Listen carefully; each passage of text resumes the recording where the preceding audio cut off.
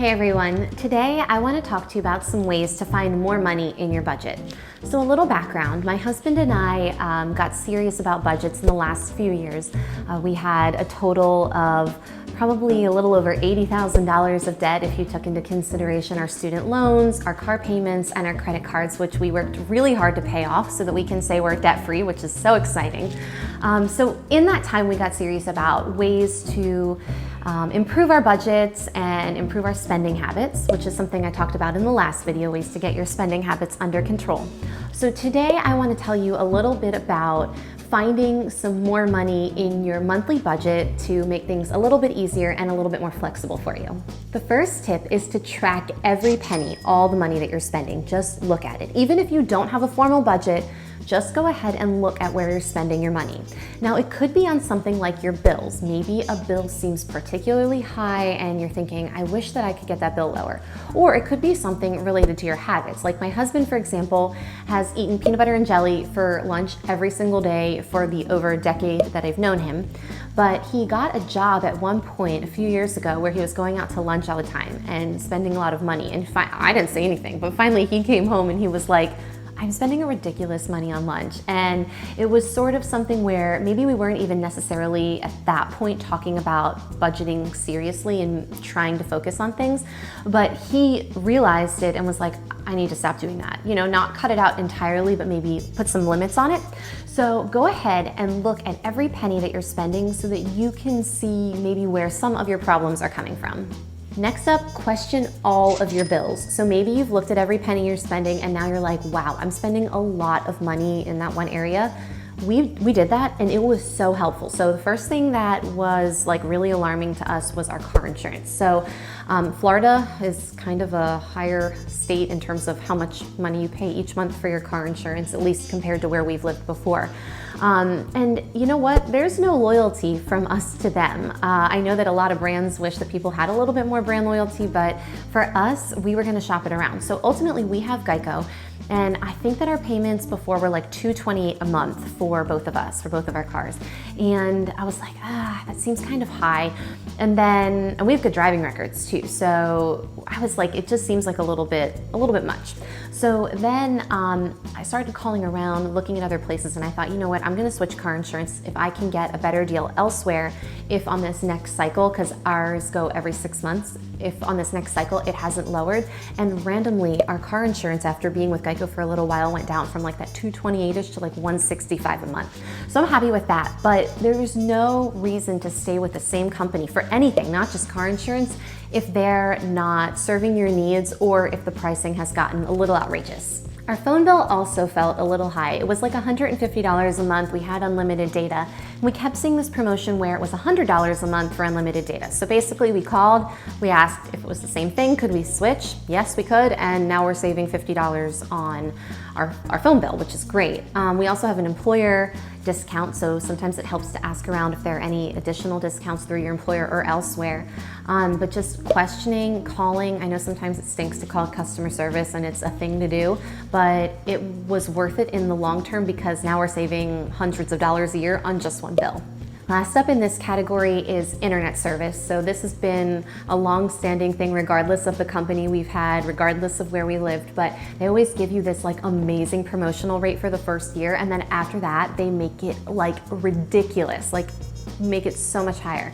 So one year I called and I was like, I want my promotional rate. And they were like, we can't give you the promotional rate, but we'll change it to this. And I think it was like $29.95 a month. So like, I guess I couldn't have had internet forever for $29.95 a month, but they changed it to like $35.99 or $37.99. And I was like, I can live with that. But eventually it kept getting higher and higher and higher until it was like in the 60s or 70s when we don't have cable, just internet. So finally I called and the girl on the phone was like, I can't help you. And I was like, please. And she was like, no. And I was like, fine. So I was like, I wasn't sure what to do. So I was like, I'm gonna call one more time. I called, talked to this guy. He still wasn't gonna change it. And I said, then I'm gonna cancel my internet. Like I was bluffing, but I was gonna go for it.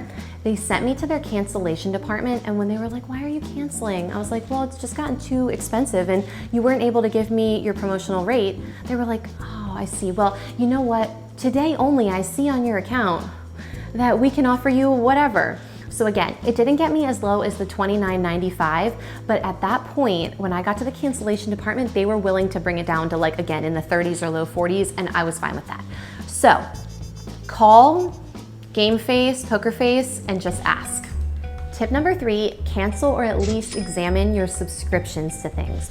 So the first thing that we had was an Audible subscription, and it's great. You can listen to audiobooks, and we loved it, but ultimately we realized that our library had just as good of a selection, so we canceled it, and we really haven't missed it at all. As I mentioned earlier, we don't have cable, but we do have a lot of streaming services like Hulu and Netflix. And we found that we were kind of like binge watching a show, and then we would ignore the streaming service we weren't using at the time, so we just went ahead and canceled what we weren't using. You're not married to it, and if you find that you miss it, you can always turn it back on, but sometimes they feel like they're $7.99 a month, $12.99 a month, and you're like, oh, that's nothing, but then they really add up. So think about what you're using, turn off what you're not, and come back later if you want to. And lastly, think about those fund subscriptions that you have and ask yourself if they're really worthwhile. Ultimately, that's going to be up to you. I can't say what's worthwhile for one person, but for example, for me, I got one of the FabFitFun boxes, and it was cute. I liked it, but it was $40, and it had a lot of good things in it. But like ultimately, it's a box full of surprises, and for some people, they like that, and it's worth it. But for me, I was like, you know what? I could just not spend this money, and then if there's something that I know that I want versus being surprised by something I may or may not like, I'd rather spend my money that way. Again, ultimately, I can't decide what's important for one person or for another, but for me, I canceled that subscription because I decided I'd rather have the money to buy something that I actually know about and want. Next up, rethink your grocery budget. So I recently did a video where I talked about ALDI and how much I love them. Their prices are amazing, but just rethink some of your purchases at the grocery store. I'm not saying forego every treat or forego everything that you like, but think about, can I buy this generic? Could I buy this at a discount store like Aldi or the dollar store? Think about those things. I just did some quick math, and if I got breakfast at Aldi for a week, which would be like a pack of oatmeal, a hard-boiled egg or two, and a banana, that would be 58 cents a day on breakfast, which is so cheap. So again, I'm not saying that you have to completely revamp your grocery budget so that it's so restricting that you can barely get anything, but just think about ways that you can cut back, and perhaps ways that are so unnoticeable that it doesn't really even feel like you're sacrificing very much. Next tip is sell stuff. I always hated this tip when I would hear it before because I'm like, I have nothing to sell. But then when you really start looking around your house, it's kind of amazing what you have that you would be shocked what people would pay for. So my husband loves like electronics and knickknacks and things like that. So we had a drone that he got a few years ago, which he sold. He sold his bike. We had a lawnmower from when we were cutting our lawn, but we decided to pay someone to cut our lawn a few years ago when we were working like 6 days a week. And for us, it was more valuable to spend our money that way when we considered time versus money. Now, we don't have anybody cook or clean, and maybe that's something that's really important to someone else. Again, ultimately, I can't decide what's important for me versus important for you. But we were thinking, well, if somebody's gonna take care of our lawn for us, we should sell our lawnmower. So that was something we sold. Even something as small as like a brand new makeup case that I never used, I sold those. So you'd be surprised if you take a good hard look at some new or gently used items in your house, what people will pay for and what you can sell. And the last tip, decide what you can and can't live without. So this goes back to a moment ago when I was talking about time versus money, what's worth it. And for us, it's worth it to have somebody attend to our lawn. But for somebody else, they may rather have that money and use their own time to do a different household chore, and that's worth it to them. So it's important to consider these things. For some people, they would rather not take a vacation but have a nicer car. Sometimes people would rather spend less money on their grocery budget but budget more money to eat out. And it just comes down to what's important to you.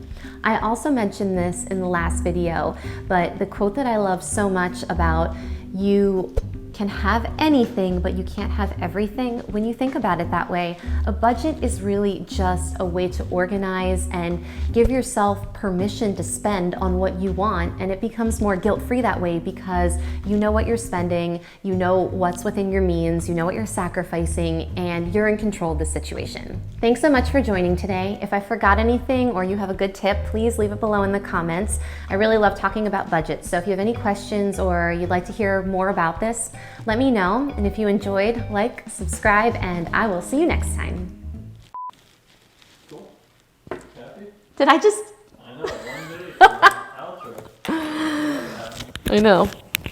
Usually we have to talk about how terrible I am at the intro and outro for like 14 minutes. Good? Yep. All right, let's just keep moving, see how it goes. Yeah, they're crooks and liars. No, I shouldn't say that. I'm not gonna say that.